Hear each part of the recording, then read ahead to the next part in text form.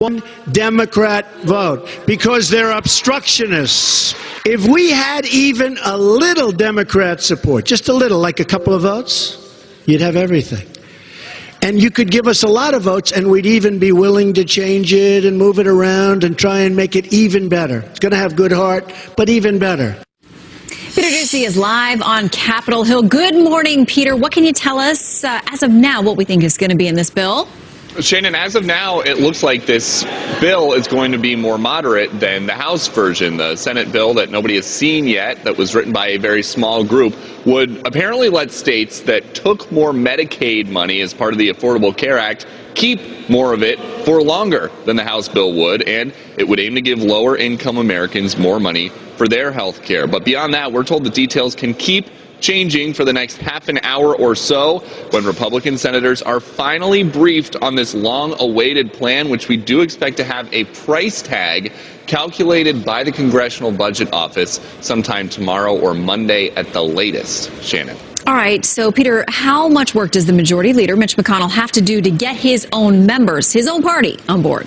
A lot of work, Shannon. Even if the plan is going to be to have the Vice President, Mike Pence, come here and break a 50-50 tie, the Majority Leader, Mitch McConnell, can only afford to lose 2 Republican senators. But right now, there are 8 who say they are skeptical about what this plan may try to do. They are Senators Ted Cruz, Mike Lee, Lisa Murkowski, Shelley Moore Capito, Rob Portman, Susan Collins, Dean Heller, and Rand Paul. I have spoken today to a staffer in the Paul office who tells me President Trump reached out to the Kentucky senator with a friendly call to see if there was any way to get him off the fence and closer to supporting this bill that is coming from the Senate leaders and not from the White House, even joking that the two of them may need to go and play golf again soon. But Senator Paul did not make any promises to President Trump on the phone, and that speaks to the challenges facing GOP leaders now as they finally try to repeal Obamacare and replace it with something else in the next couple of weeks. Shannon. All right, the math to get to 51. All right, Peter Doocy, live on the Hill. Thank you very much. Let's analyze all of it now. Katie Pavlich, editor for townhall.com and a Fox News contributor. Katie, good morning to you. Good morning. You make the case that Congress needs this more than the president. Yep. How come? Well, look, President Trump campaigned on repealing Obamacare, but he only campaigned once. Republicans have been campaigning in election after election about how they're going to repeal Obamacare. Now, I think it's important to point out that the Senate version of the bill that we're going to see in just a few hours isn't going to be a full repeal of Obamacare. The House bill wasn't a full repeal of Obamacare, and even the House Freedom Caucus, which is the most conservative caucus in the House, admitted as much. It will probably keep many of the popular parts of Obamacare, despite them being very few, pre-existing conditions, for example, keeping your children on your insurance plan until you're 26. But also the plan's probably going to have things like repealing the medical device tax, which is something that Democrats and Republicans can both get on board with. Okay, so you're saying not full repeal. I don't know how that flies in the end. Right. But do you think, based on what you have learned so far, that this is something that can get to 50 votes? Even if it gets to 50 votes with the 8 senators who are very skeptical, this bill still has a very, very long way to go. It has to go back to the House. They have to decide if they're going to vote on the Senate bill that they get or if they're going to essentially start over. And then they have to work with the Senate to come up with something to send to the president's desk. And so the Senate wants to vote on this early next week before the July 4th recess. The goal is to get Obamacare repealed and to President Trump by August. The timeline here in terms of the number of days that Congress has, unless they decide to work through August recess, which has been put on the table as an option, are very, very limited. And so if they get to the 50, they still have a long way to go. We should argue 51 if you're going to throw 51, the Vice President Mike Pence in there. Right. Big topic last night in Iowa was the victory in Georgia and South Carolina. The president said this about how he's feeling about that.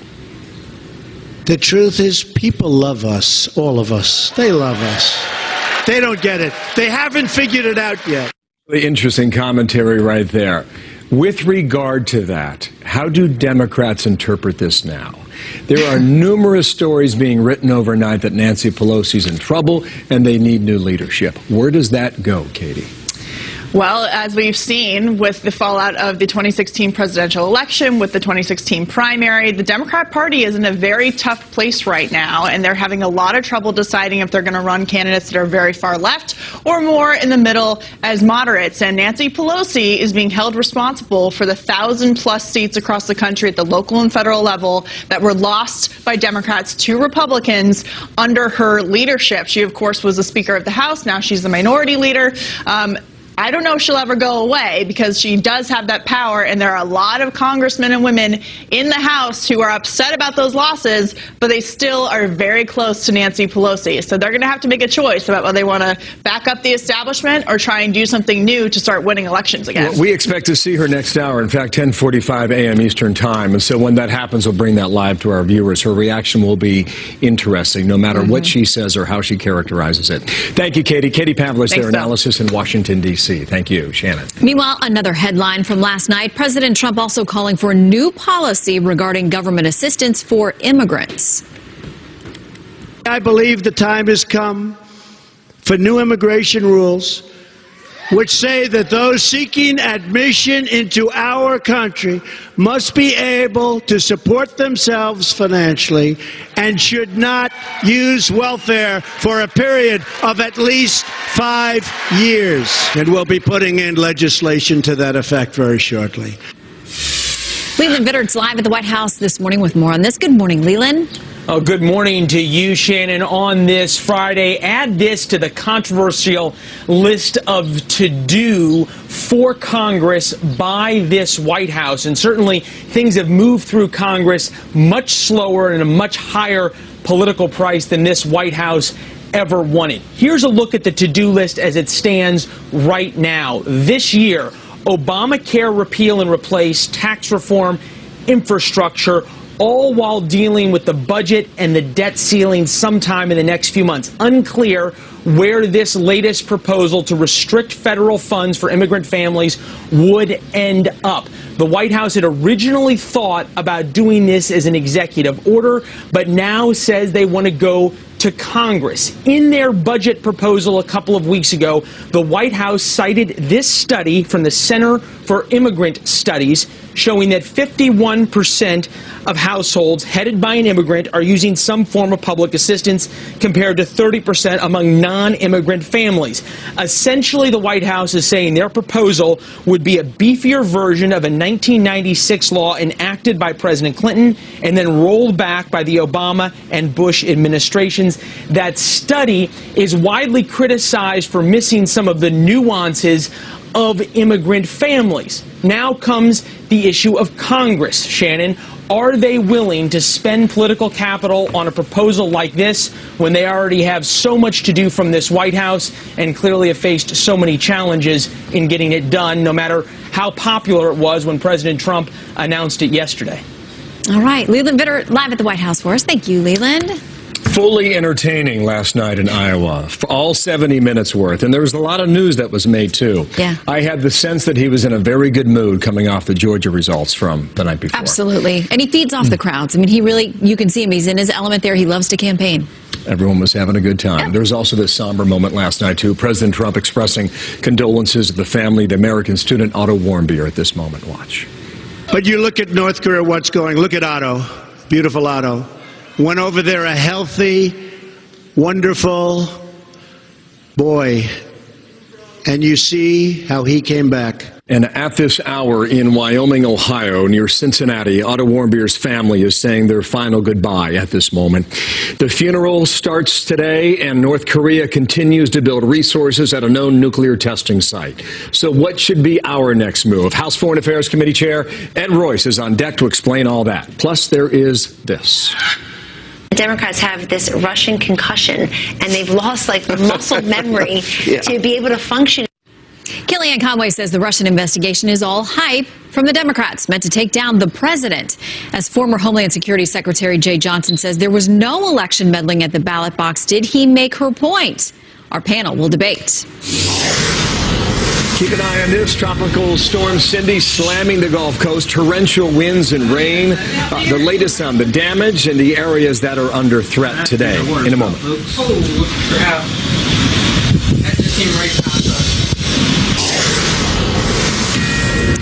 New developments in that London high-rise fire responsible for the deaths now of at least 79 people.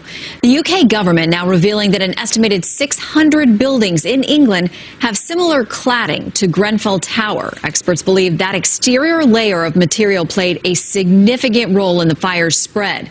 That estimate doesn't include buildings in Scotland, Wales, or the northern Ireland. But you look at North Korea, what's going, look at Otto, beautiful Otto. Went over there a healthy, wonderful boy. And you see how he came back. You see how he came back. So we've been given a bad hand, but we're going to take that bad hand and it'll all be good. In addition to that, we're going to start taking care of our country. From last night in Iowa, Otto Warmbier, the American student who died earlier in the week now, after being imprisoned for more than a year in North Korea. At this hour, his funeral service starts in southwestern Ohio. Family and friends gathering at the high school where he graduated only 4 years ago. This, as we learned, the North Korean regime is continuing to amass materials at a known nuclear testing site. California Republican Ed Royce, chairman of the House Foreign Affairs Committee, is my guest now. And, sir, good morning to you. I know your heart goes out to the Warmbier family, as does ours, especially on a day like today. What can we say about the expansion of North Korea's testing site? How much do we really know?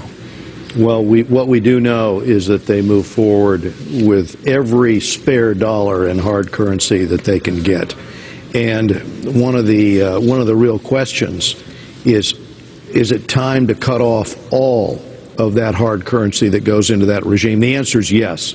You know, Otto's father was right. I mean, this is such a horrible tragedy in terms of the way he was treated, but people are increasingly enticed into coming to North Korea to visit North Korea.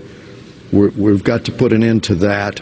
And the other thing we have to stop, and I have legislation in the Senate right now that passed this House, 419-1, that will block any revenues coming into North Korea from their illicit activities like the use of indentured servitude workers that they send overseas, and then the check is not paid to the workers. It goes to the regime and then right into the nuclear weapons program. That has to be shut down right now, and we have a sanctions bill to do that. The Senate must act on that immediately. What's the holdup in the Senate, sir? You know, it's been over in the Senate for a month. And my observation would be that now that we've seen North Korea that was already holding 3 Americans, now that we've seen that they've tortured Otto, and we've seen them also preparing this site potentially for another nuclear weapons test, now more than ever is the time to send the message that we're going to cut off their capability of getting their hands on the currency they need. That program costs them about $1.7 billion a year. Well, they make over $1 billion just from sending their workers overseas to these countries which don't pay the workers but pay the regime in North Korea. Well, let's put sanctions on that and end that practice, and we can do that with this legislation. You can put more pressure on Beijing, too. President Trump tweeted this week. Well, I greatly appreciate the efforts of President Xi and China to help with North Korea. It has not worked out. At least I know China tried. What is your reaction to that message? One of the reasons I want to pass this legislation is because it makes it clear that if other countries are going to continue to subsidize North Korea, that they will be sanctioned for that by the United States. And I can share this with you, Bill. If you give a bank in China a choice between doing business with the United States or North Korea, it is a choice between being economically viable versus bankruptcy. If they're not doing business with us, they will cut off their business ties with North Korea. And that's exactly what did happen in Banco Delta Asia when the sanctions were put years ago on North Korea because they were discovered to be counterfeiting $100 U.S. bills. At that point in time, we sanctioned them. It shut down their capacity to buy parts for their nuclear weapons program, and the dictator couldn't pay his generals. Well, yeah, I mean, that's exactly what we should do. You have issues with the Senate in North Korea. The Senate's got issues with the House on Russia sanctions. Has the White House requested those sanctions on Moscow to be watered down? Is that true?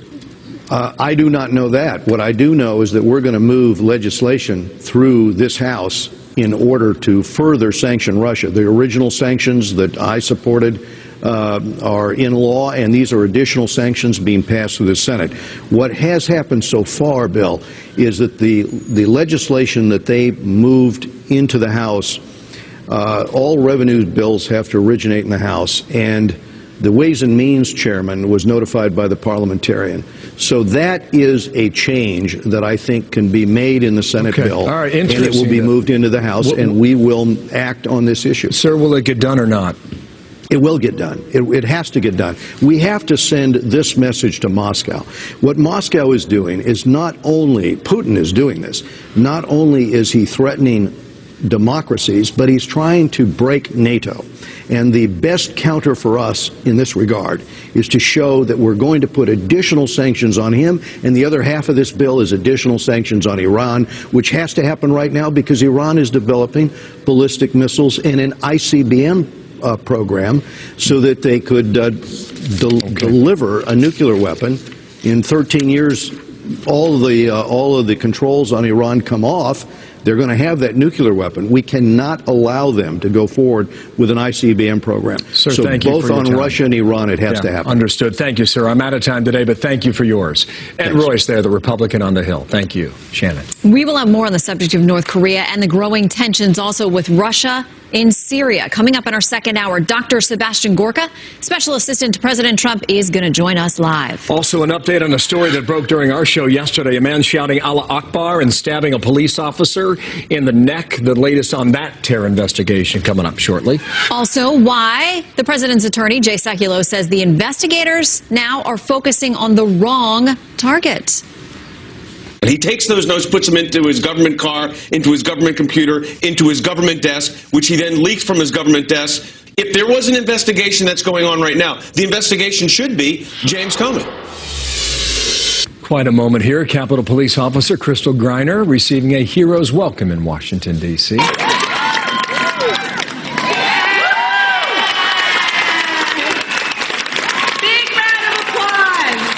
The first pitch in the Congressional Women's Softball game last night, and she's also one of two officers who helped stop a gunman who opened fire on lawmakers last week.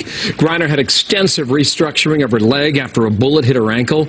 Republican Congressman Steve Scalise also seriously wounded. He's been upgraded to fair condition. Good for her last night, right? And she did it with vigor. She did. I mean, better than most of us. She's in a wheelchair recovering from surgery and gets it done. Our best to her. Yeah, nice absolutely. Well, the FBI is investigating a knife attack on a police officer at a Michigan airport as an act of terrorism. Witnesses say the suspect yelled the Arabic phrase "for God is great" before stabbing that officer in the neck. When the subject went up to the officer and stabbed him, he continued to exclaim Allah, and he made a statement something to the effect of, "You have killed people in Syria, Iraq, and Afghanistan, and we are all going to die." Thus, our determining, obviously, this, we're going to investigate it as a terrorist act.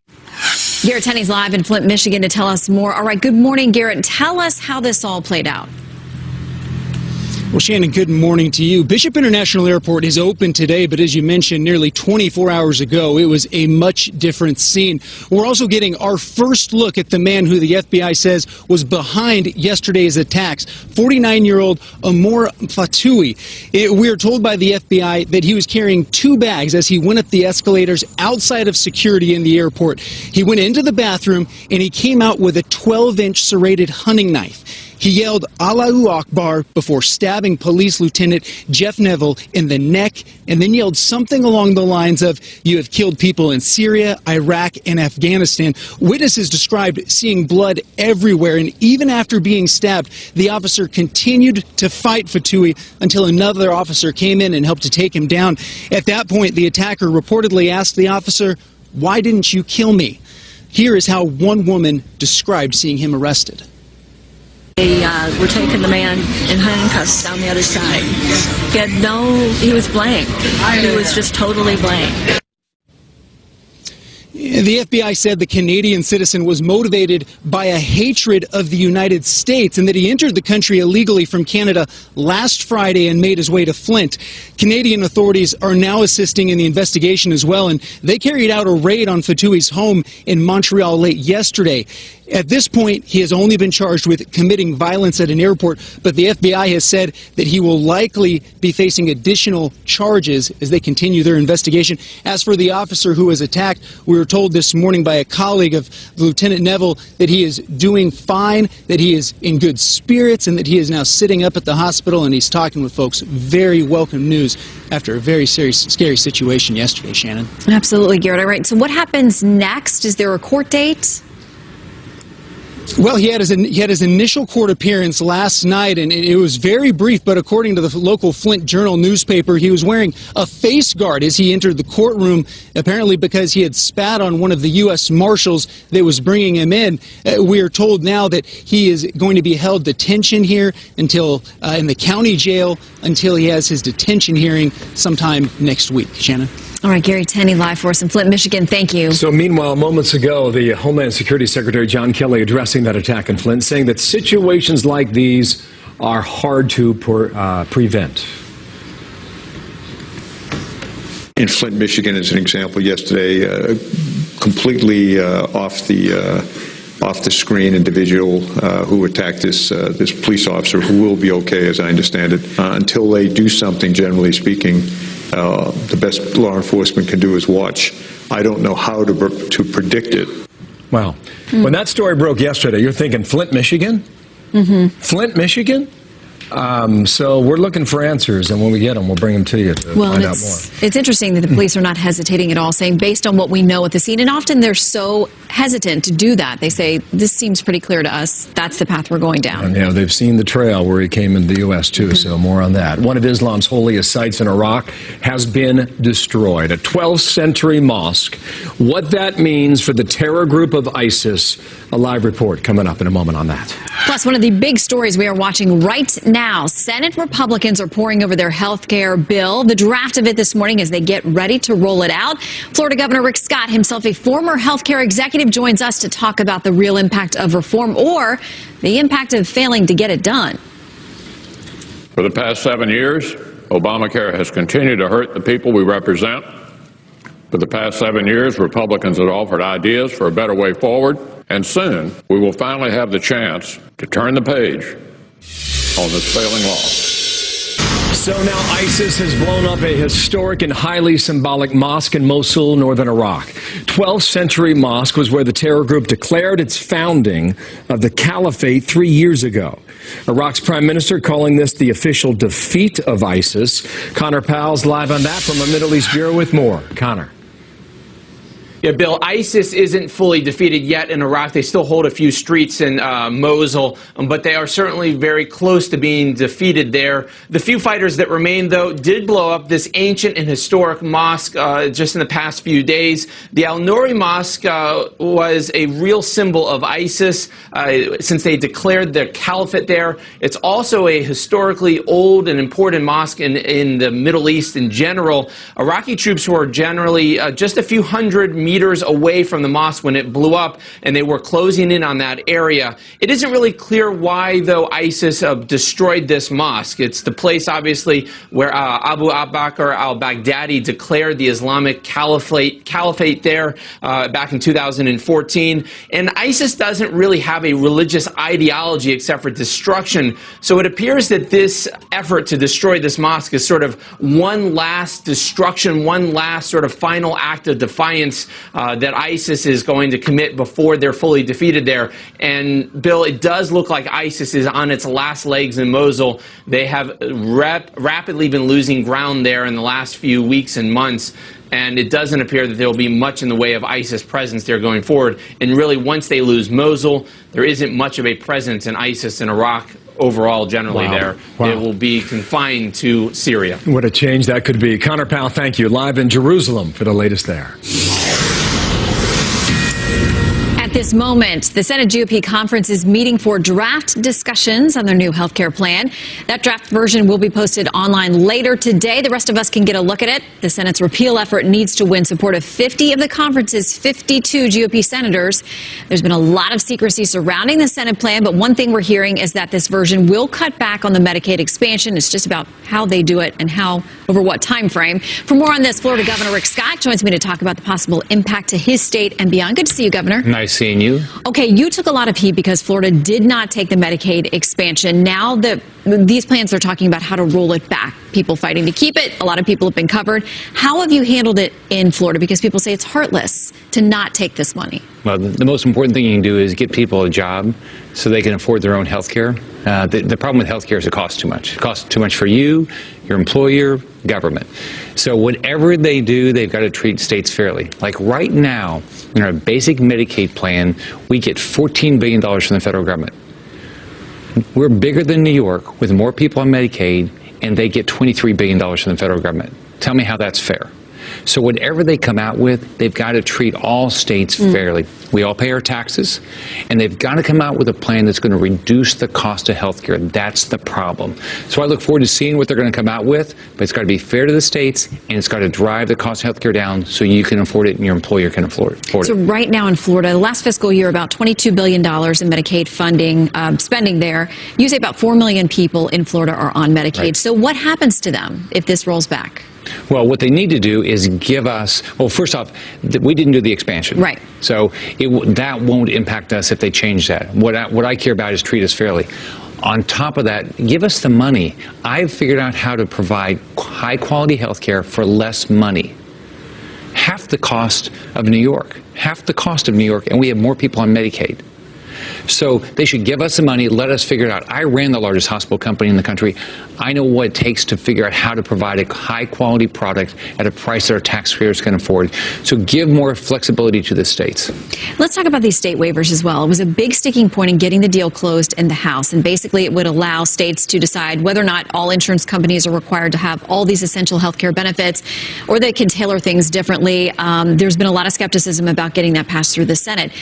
What kind of things would help you as far as giving states more autonomy in making these decisions?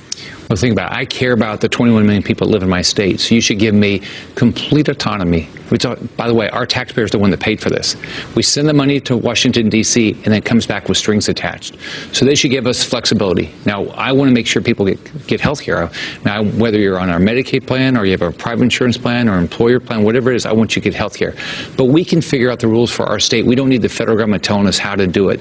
We can do it less expensively, better access, better quality. What do you say to those people, though, who say this is another quote-unquote heartless part of the plan, because if you allow states to get these waivers, and there are backup plans, you have to have high-risk pools and those kinds of things, but it hurts older people, it hurts those with pre-existing conditions, and it puts them in jeopardy either of not having coverage or that it's priced beyond what they can afford. Well, first off, it's priced beyond what they can afford right now. Obamacare has been a disaster. Costs have spiraled out of control. I ran a group to try to stop Obamacare back in 2009. That's what we said. It's going to spiral out of control. It is.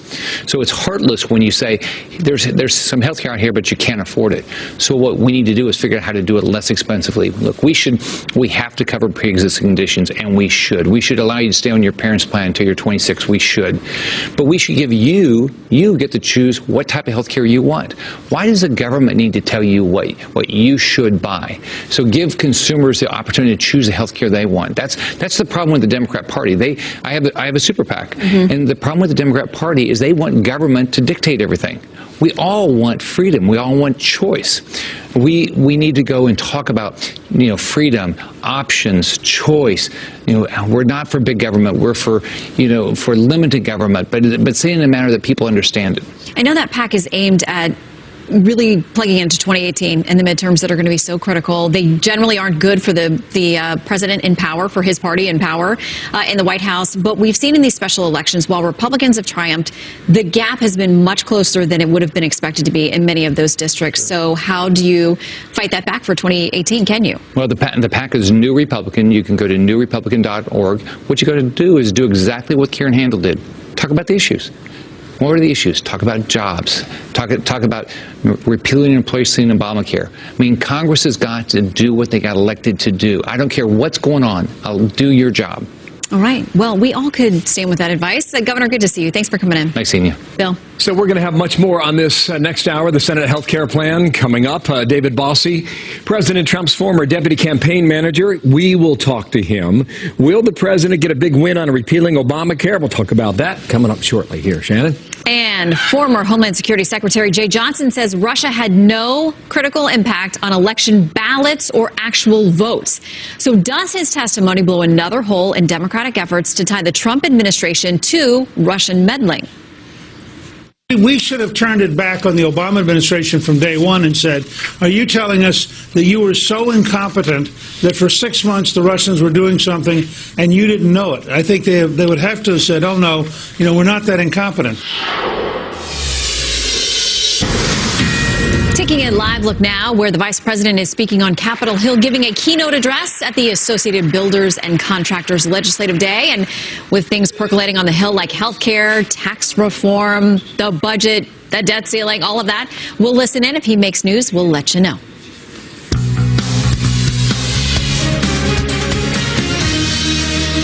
During the campaign, I used to say that there's this total disconnect between what Americans are telling us is important to them and what they're being told is important to them. And I see it again now that he's president.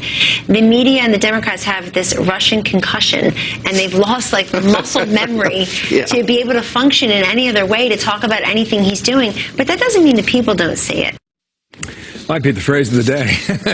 Kellyanne Conway blasting Democrats for the emphasis on Russia. This after the Homeland Security Secretary, former Jeh Johnson, telling lawmakers he saw no evidence of ballot tampering from Russia during the election, and that the DNC turned down assistance from the FBI at the height of that WikiLeaks release. Moments ago, President Trump tweeting this. Former Homeland Security Advisor Jeh Johnson is the latest top intelligence official to state that there was no grand scheme between Trump and Russia. He also said this a moment ago. By the way, if Russia was working so hard on the 2016 election, it all took place during the Obama administration, why didn't they stop them? Ned Ryan, former speechwriter, President George W. Bush, founder of American Majority. Pablo Marriquez is a former DNC staffer and founder of K Street Media. Gentlemen, good day to both of you. Thanks, Bill. Morning, Bill. Russian concussion. Ned Stark, welcome to our program here. Where are we on this now?